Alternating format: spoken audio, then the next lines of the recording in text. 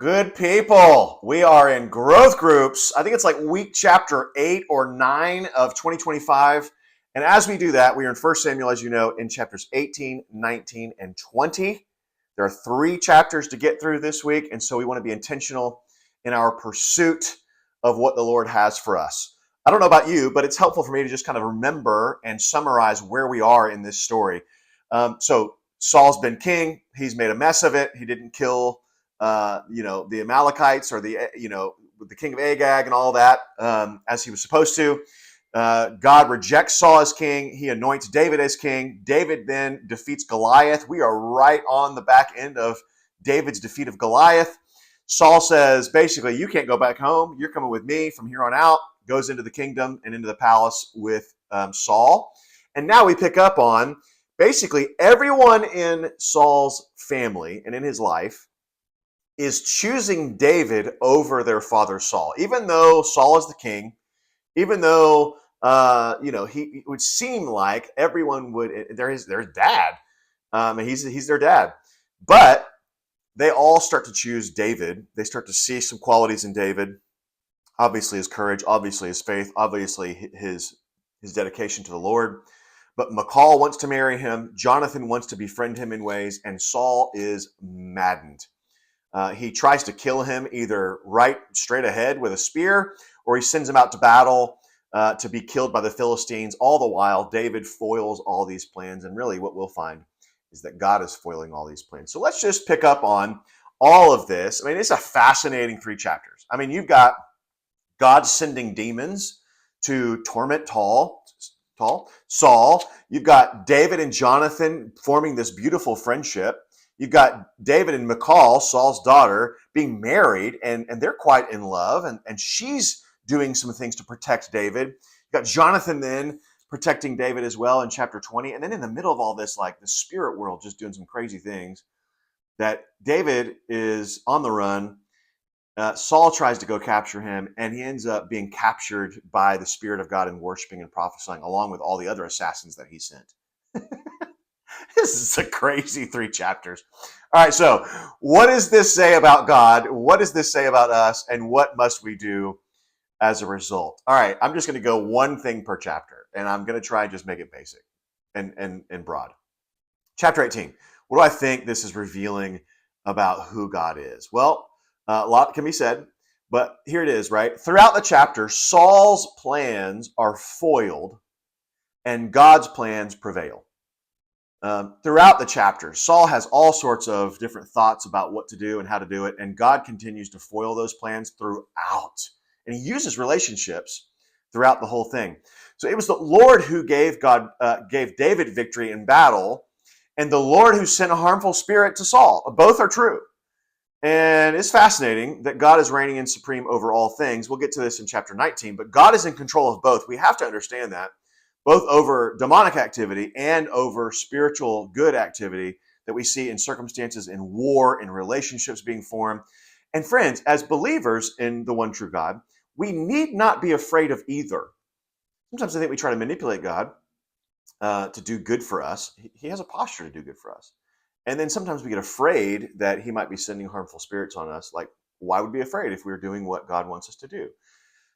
So in all of this, you see both kind of being directed by God. In verse 12, Saul was afraid of David because the Lord was with him. Obviously, the Lord being present with David caused him to have some emotions.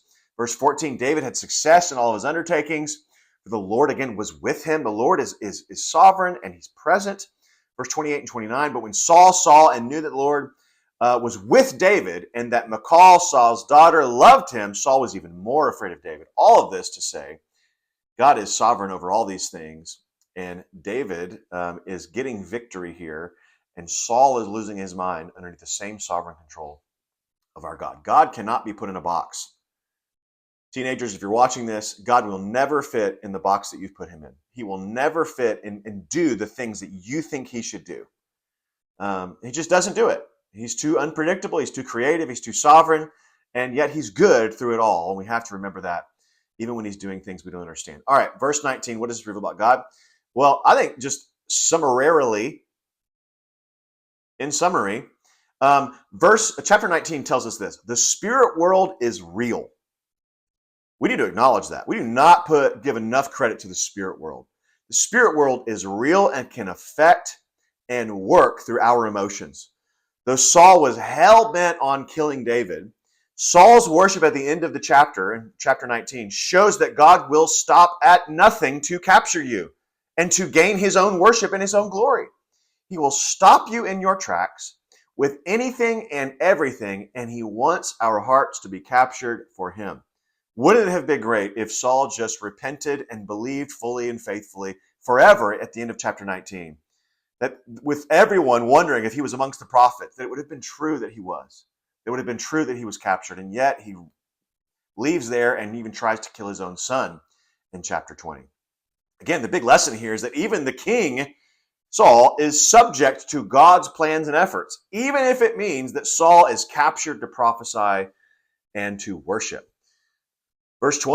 Chapter 20 will reveal this, that covenant, friends, covenant with one another, comes in the eyes of an all-seeing God who can and will hold us accountable through spiritual influence and circumstances. All right, covenant meaning like how we commit to one another. Like we do a husband and a wife. We covenant to one another in the sight of God. Man, all throughout, Jonathan is well aware in chapter 20 that he is making a covenant to David. He is calling David to covenant to him. And if either of them break it, particularly for Jonathan, because really the stakes are on Jonathan at this point. There's nothing at stake for David at this point. If Jonathan breaks the covenant he makes with David, the loyalty he has with David, David will die. And so he really is putting himself on the line here to say, hey, look, David, you can trust me. I'll be loyal to you because I'm loyal to God, because I'm doing this in the sight of God. You see this all throughout. Verse 3 in chapter 20. As the Lord lives, Jonathan says. Verse 8, a covenant of the Lord with you he makes. Verse 12, the Lord, the God of Israel, is now our witness. Verse 13, the Lord do so to Jonathan and more if I do not disclose all of Saul's plans to you. May the Lord be with you as he has been with my father, Jonathan says. Look at the language here that Jonathan is committing himself to David because the Lord sees all this. He goes on. Verse 14, show me the steadfast love of the Lord. Don't show me the love of David. Show me the love of the Lord. Verse 16, may the Lord take vengeance on David's enemies. Verse 21, as the Lord lives, I'll do these things. Verse 42, the Lord be between me and you and between my offspring and your offspring forever. God is sovereign and he looks upon these plans and these commitments that we make with seriousness. Jonathan knew it. He was committed to the Lord as much as he was committed to David, and it was really beautiful. All right, what does this reveal about us as humans? Chapter 18, I think we can summarize it as this. We need friendships like David had with Jonathan. David has some really beautiful friendships. Jonathan is at the top of that list. Nathan, as we'll find out, is right there at the top of the list as well. I mean, the kinds of friendships that Jesus forged on the earth with his disciples, I think, are rooted in the kinds of friendships that Jonathan had on the earth. First and foremost, with Jonathan. We need friendships like Jonathan, and we need to be a friend like Jonathan, where we love others as ourselves. You'll notice that repeated in chapter 18 and 19, that he loved he loved David as his own soul, as he loved his own soul. We need friendships like this. We need to commit to friendships like this. This is what neighborhood groups are about. This is what growth groups are about. But I'm going to tell you right now, it doesn't always work in a program like neighborhood or growth group. Seek it, pursue it outside of it if necessary, where many times it will be. We need these kinds of friendships where we love others as we love ourselves, where we commit to one another's overall good, where we can be vulnerable, where we disrobe, so to speak, in the presence of another. And that's not physically, but his reality is a symbol of what we need to do physically, emotionally, spiritually, right? His physical disrobing is a symbol of our emotional and spiritual disrobing of like, man, this is where I'm at.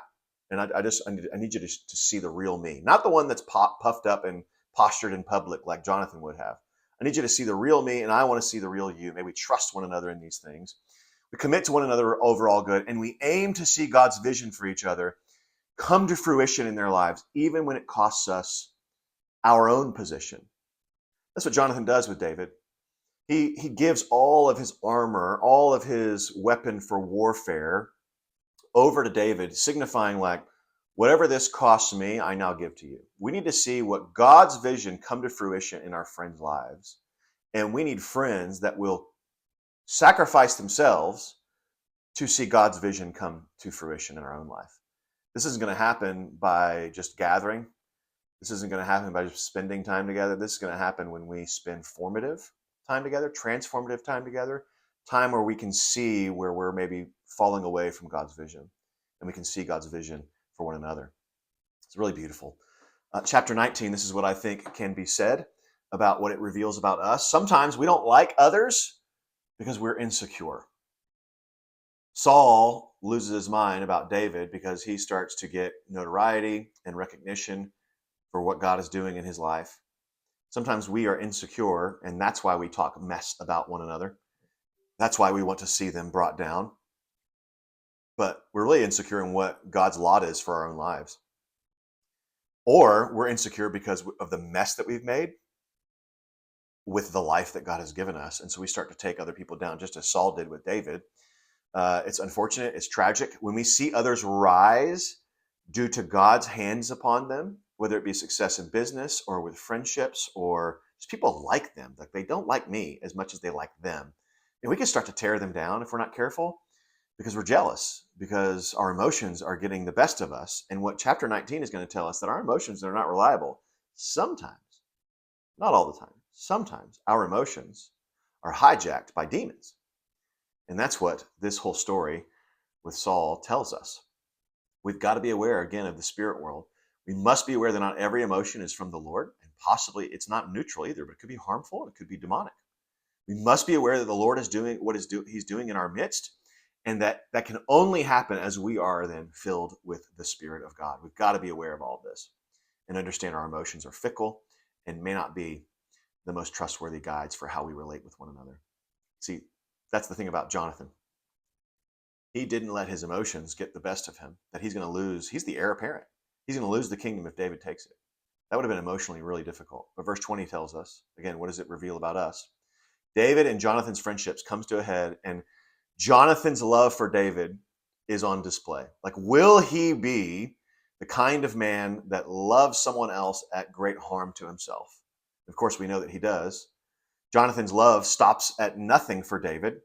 It's not going to stop at mere words. It is backed up in action, and it flows beautifully towards David and for the Lord's sake. John almost loses his life for sticking up for David with his own father. And he stands up for David's character, even amidst his enemies. He stands up for him, and he knows the threat is real at that point. We humans are fickle when friendships cost us something.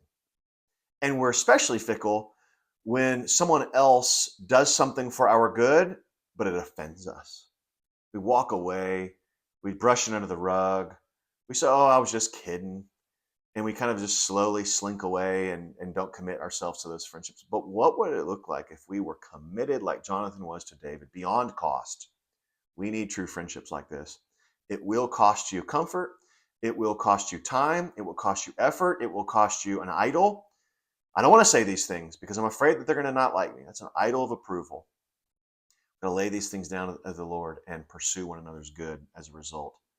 It is good and it is right to be vulnerable with one another to the point of weeping on occasion with our friends, just as Jonathan and David show us at the end of chapter 20. All right, what must I do as a result?